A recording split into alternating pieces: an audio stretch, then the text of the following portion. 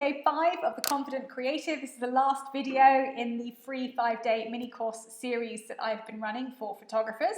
And in today's video, we're going to be talking about booking amazing and ideal clients.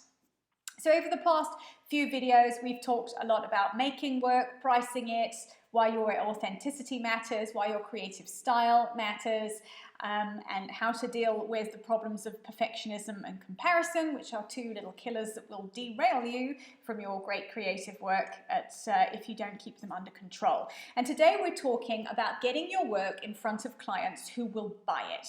So in the first video, I asked you to list out who your work might resonate with. We talked about your big why in that video, why you're making the work you do, what sort of work you're making, and who it's for. We're going to talk a little bit more about that today. So dig out that list that you made, and we're going to go a bit deeper with that now.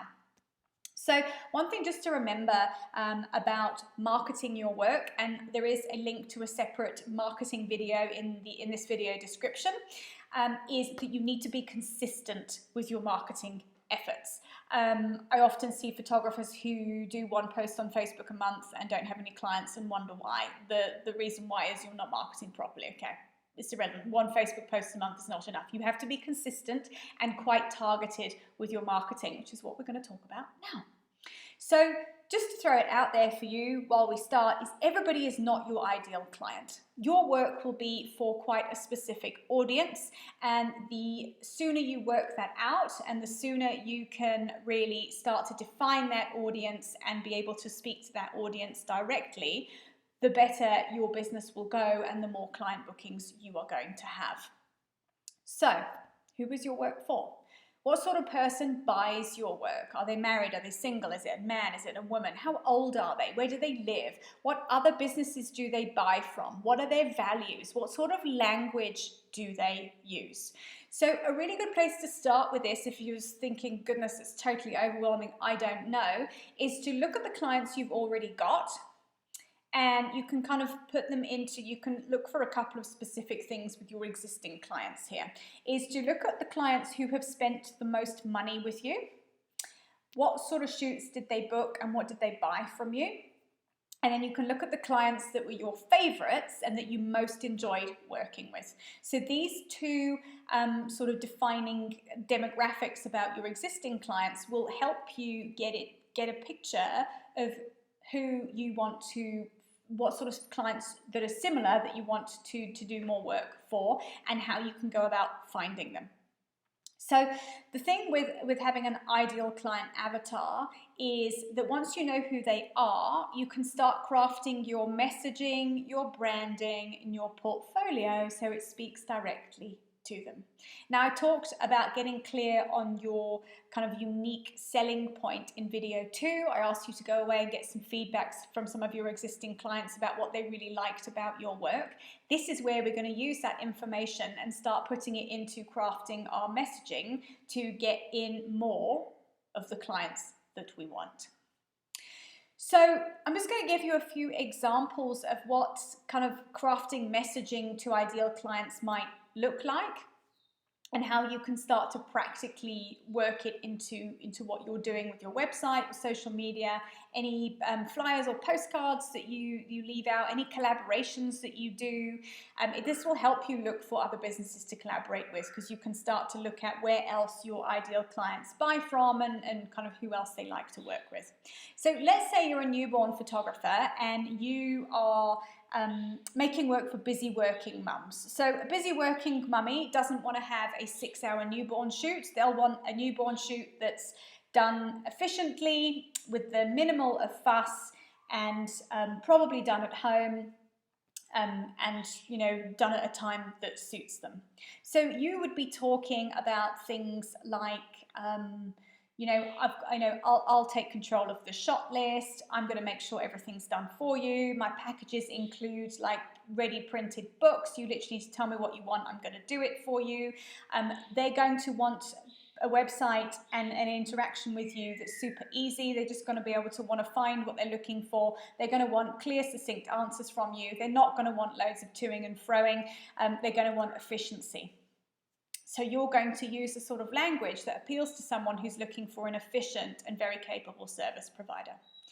Maybe your clients are kind of, early 20s young brides. The most likelihood is they're going to be really on a budget. It's going to be totally budget friendly. They're going to be looking for images that are very trendy rather than images that are super classic, that somebody who's in their 40s getting married is going to be looking for something totally different.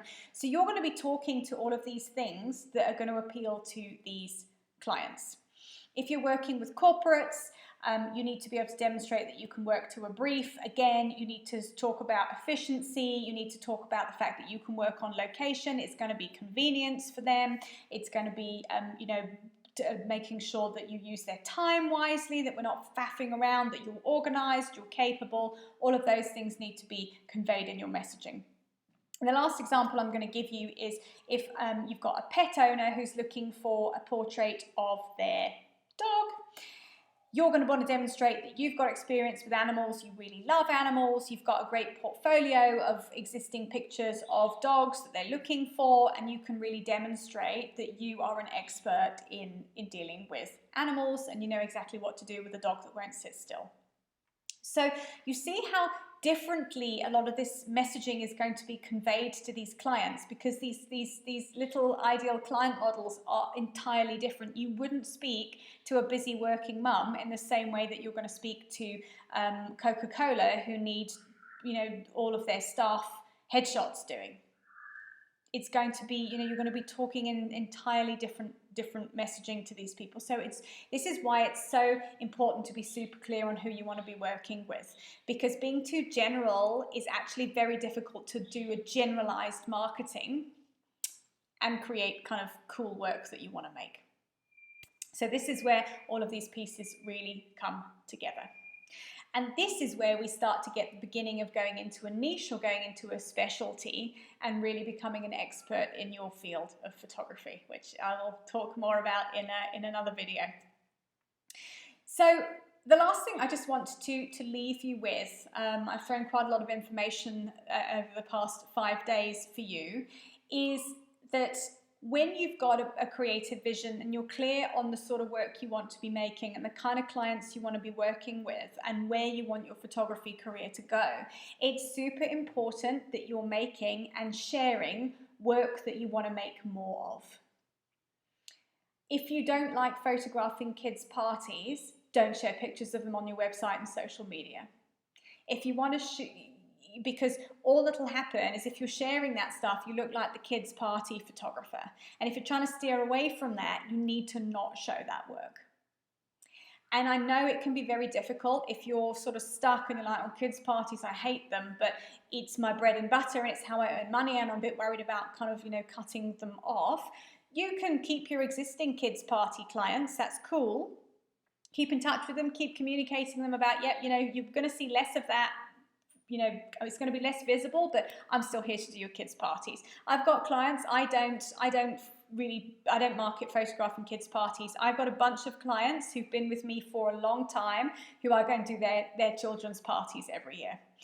I don't take on any new kids' party business because it's really not my kind of focus. It's really not my thing, but I've got these clients who I value enormously. They're very loyal clients and I make sure I go and do that for them.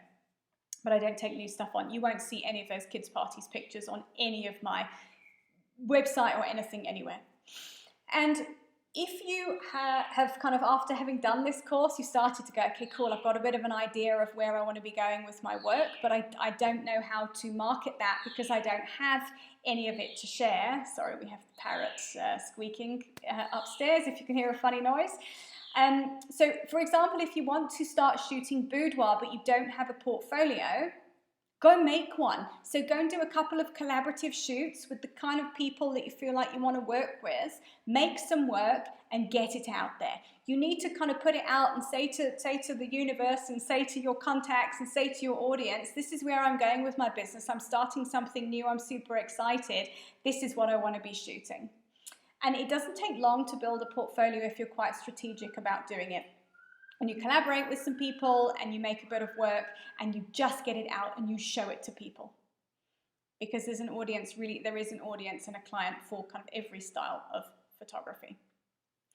So, To wrap up, I really hope you've enjoyed this course. Let me know in the comments what your biggest takeaways were, what you really enjoyed.